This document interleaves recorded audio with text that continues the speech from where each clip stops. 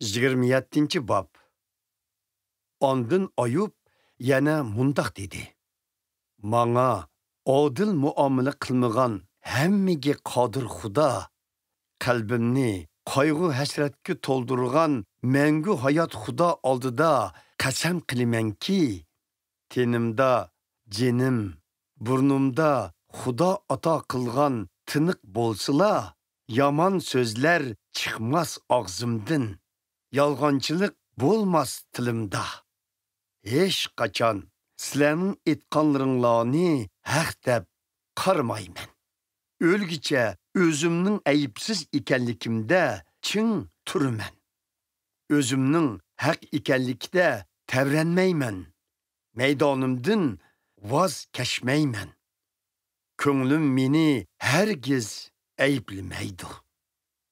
Düşmanlarimning taqdiri razillannikidek bo'lg'ay. Men bilan qarshilashganlarning oqibati gunohkorlarnikidek bo'lg'ay.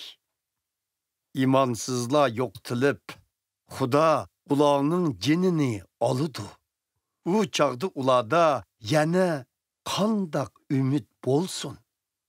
Baloyi ofat ularning beshiga tushganda, Xudo ularning faryodiga quloq solarmi? Ular hammaga qodir Xudodan xushallik topalamdi. Ular har vaqt Xudoga yelinib turamdi. Xudoning kuch qudratining qanchalik ekanligini sizlarga tushundiray. Hammaga qodir Xudoning qilgan ishlarini sizlardan yoshirmayman. Amaliyotda sizlarmu o'z ko'zinglar bilan ko'rgan.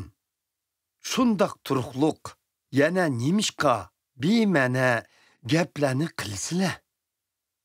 Tövendikilar Xudoning razillarning beshiga solganlaridir. Hammaga qodir Xudoning zo'ravonlarga bergan jazosidir. Ularning o'g'il qizlari qancha ko'p bo'lsa-mu, baribir qilich bilan o'ldirildi. Ularning avlodlari hech qachon to'yib o'tmaydi. Aman qolganlari vabo bilan o'lidi. Tul qolgan xotinlari ularga g'azo tutolmaydi.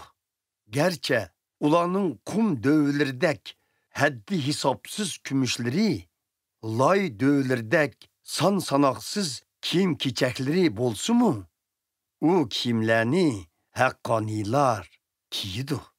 Kumushlarini gunohsizlar hajlaydi. Razillarning solgan uylari ümiçük toridek ojiz, itizdeki kapidek ishonchsizdir. Ular bugun oqshom uxlaganda boy bo'lsa, etsi ko'zini ochganda nomroddir. Qo'rqinch ularni kalkundek bosidi.